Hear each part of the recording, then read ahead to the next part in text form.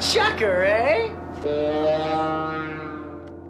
How's it going, everyone? Welcome back to the Sharp Hand Path. I'm your host, Jesse Morgan.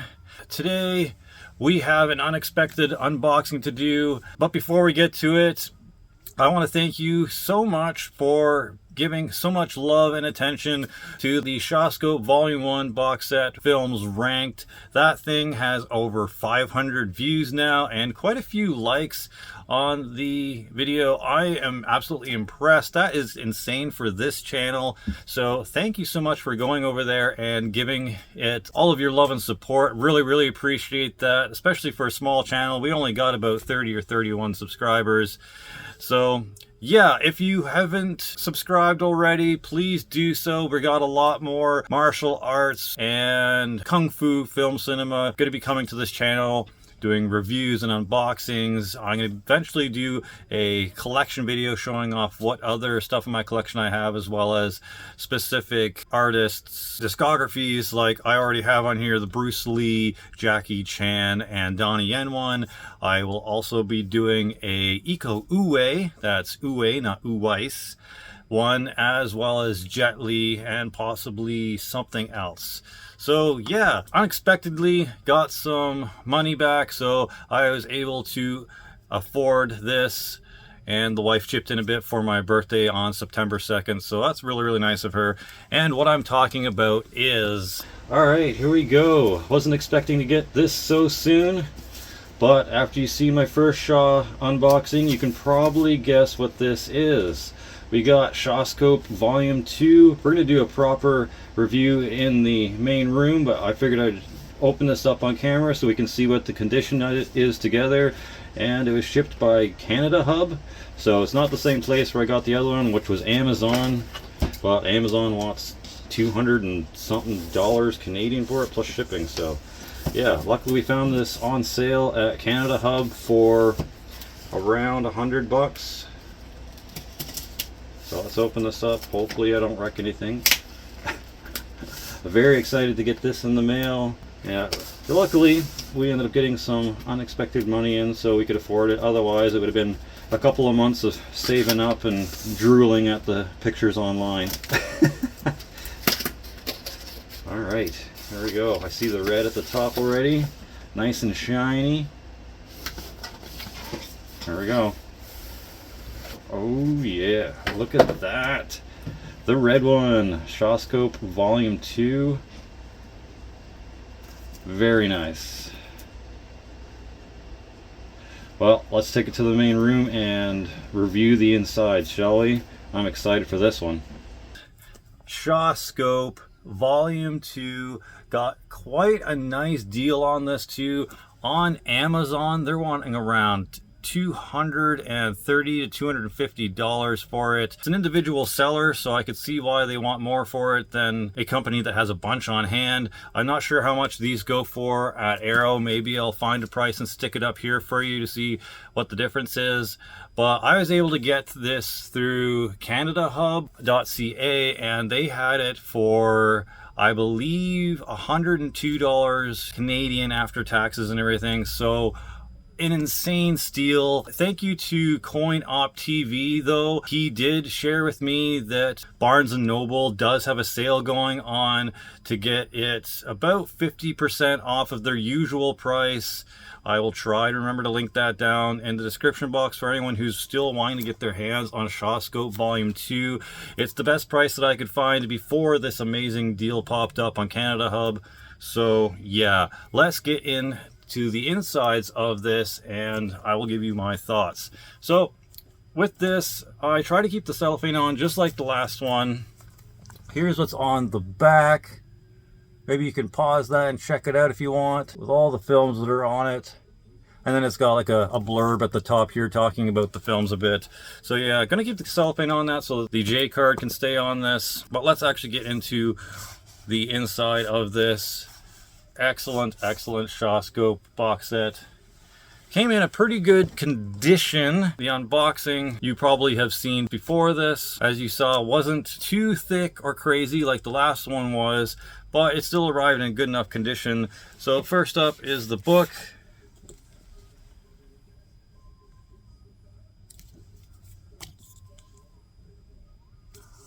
And I'm just going to quickly breeze through some of these pictures here.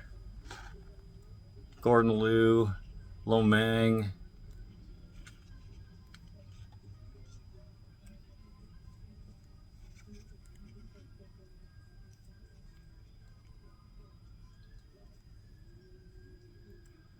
Again, lots of crazy trivia and inside information about each film is in this. Probably about an hour or two's worth of reading. Or if you're a speed reader, you might get through this a little quicker. However, I still have yet to read the blue one. Going to be fully honest with you. Still haven't read the blue book inside it, but I will eventually, because I do have some downtime every now and then where I like to just check out these things thoroughly and see what new information can be extracted from these. Yeah, that's the booklet there. I know I went through it kind of fast, but I don't have time to spend through every single page. It's just enough to get your whistle wet for this. Let's get into the actual movies though. Here's the inside, starting off with the first one, and that is the 36th Chamber of Shaolin. Now, I had a chance to see this on Netflix back in the day, but my dumbass just decided to not watch it for whatever reason. I guess I wasn't hyped enough about Shaw Brothers back then to really care to make sure it was top priority to watch, but now we've got it on here, so I am ecstatic that I get to see this in high definition quality, as well as the sequels, The Return to the 36th Chamber and Disciples of the 36th Chamber, even though I hear they're more comedic than like a serious kung fu film. Next up is Mad Monkey Kung Fu. I hear the premise of this one is pretty good. The master dies and the apprentice decides to take revenge or take up the mantle of the monkey style and show that monkey style is really good, but I don't know, I'm not a big fan of monkey style. I'm an even lesser fan of drunken style boxing. I just feel like being drunk and being a martial artist are like two ends of the classy and honor spectrum. Over here you have being a martial artist, being cool and honorable and serious and forthright, and on this end you have being kind of a drunkard and low class and not being able to be taken seriously at all. So I don't understand drunken kung fu techniques. I understand that people love Jackie Chan's Drunken Master, but I don't know, I just don't like combining being drunk and low class with kung fu and learning the martial arts and being like serious and a dedicated martial artist and taking discipline and stuff like that. Like being drunk and being addicted to stuff doesn't show discipline in my point of view. So I don't know, it's conflicting for me. I do like the movies, like Jackie Chan doing the drunken stuff. I've got Drunken Master 2 on DVD, I think, and that's pretty good, but I don't know. Let me know what your thoughts on drunkenness and kung fu being mixed, in your opinion, is in the comment section below. That'd be cool to know. Anywho, then there's also 5 Super Fighters, which I believe I read somewhere was also known as Monkey Kung Fu at some point. So then it's interesting to have 2 Monkey Kung Fu films back to back on one disc. Next is Invincible Shaolin and the Kid with the Golden Arm. Now, besides being really cool because of having the Venom mobs in Invincible Shaolin, I also feel like Invincible Shaolin might be another one of those Pai Mei films, or maybe it's one of those not Pai Mei films. So that's doubly cool if it is. I'll have to check into that and maybe have an answer here on screen for you whether it is or isn't. But if it is, I'm looking forward to it. If not, oh well, more Venom mob, totally stoked. Same with the Kid with the Golden Arm. I'm really looking forward to that one because it's got Lo Mang doing his thing, being cool. I really like Lo Mang. Hopefully Philip Kwok is in a couple of these because he's my favorite Venom mob. But next to him is definitely Lo Mang. So I know I'm going to enjoy this. Or at least I really hope I do, because the excitement and anticipation level for this, and this one as well, the Invincible Shaolin, but next to that, the Kid with the Golden Arm, definitely have high anticipation levels for this film.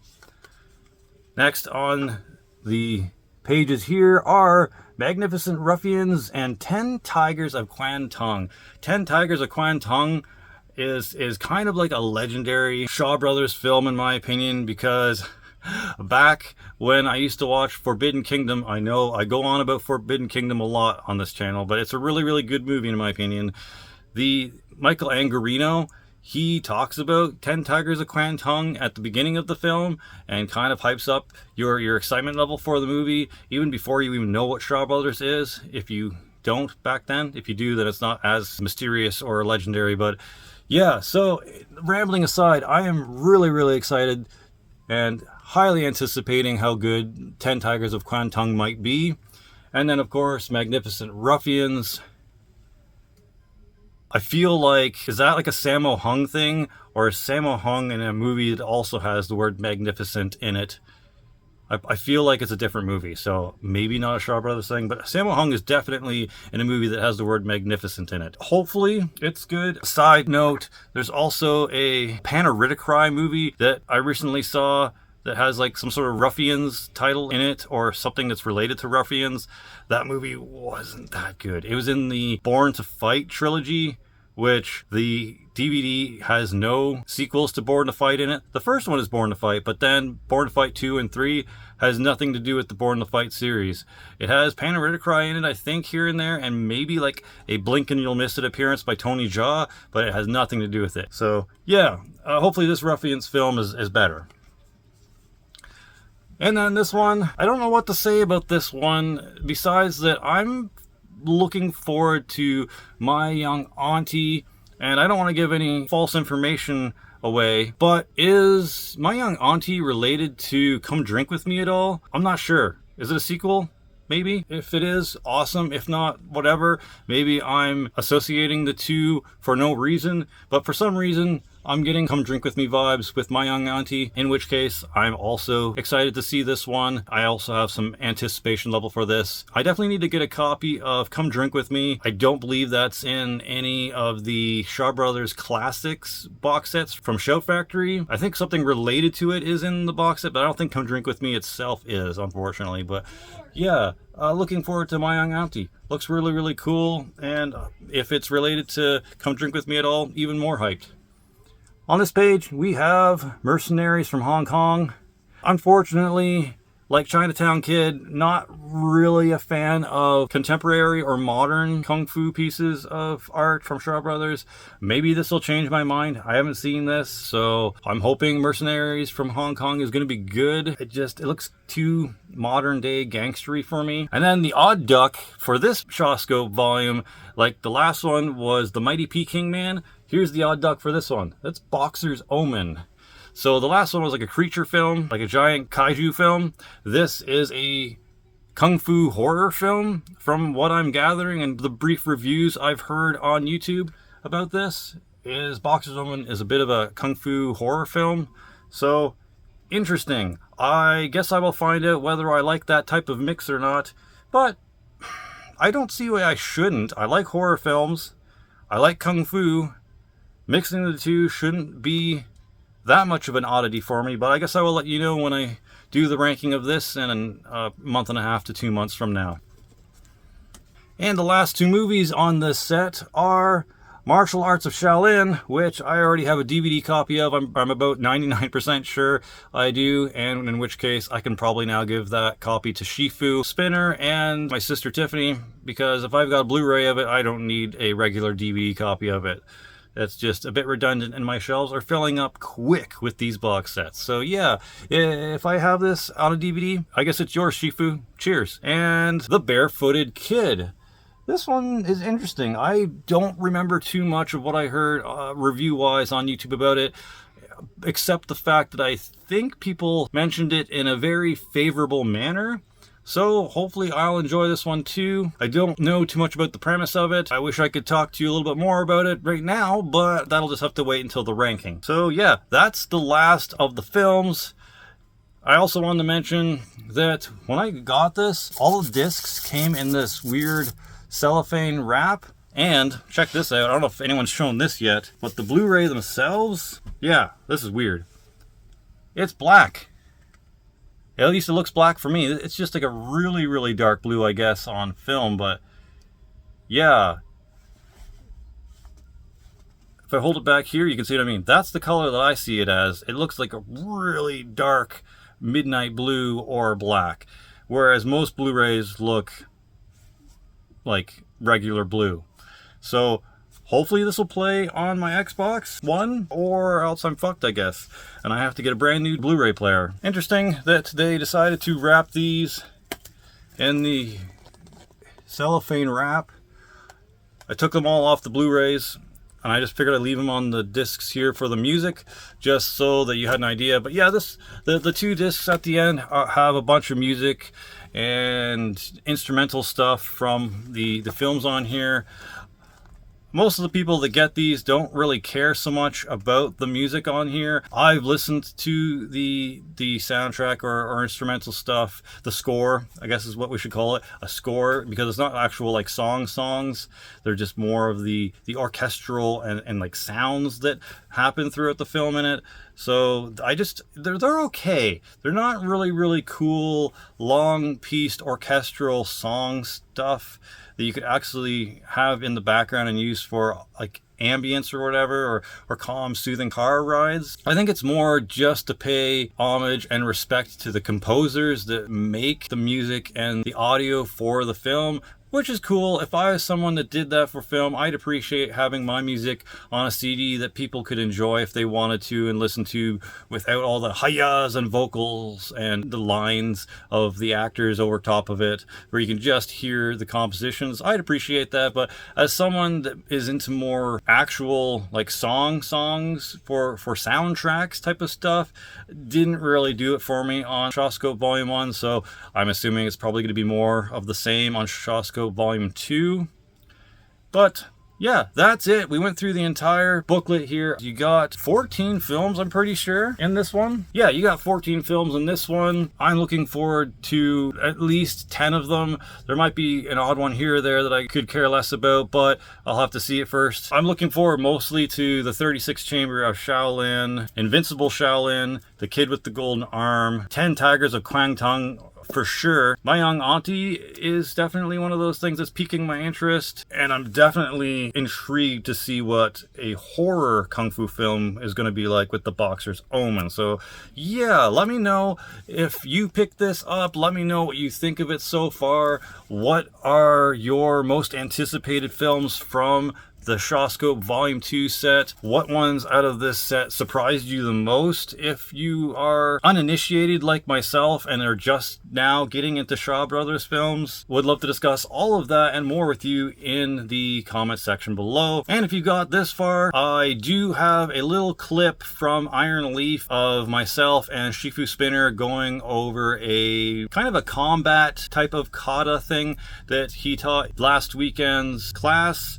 So yes, for anyone who's looking forward to training videos or anything like that from my actual martial arts in real life, that is coming soon too. So cheers and thank you for watching. I've been your host, Jesse Morgan.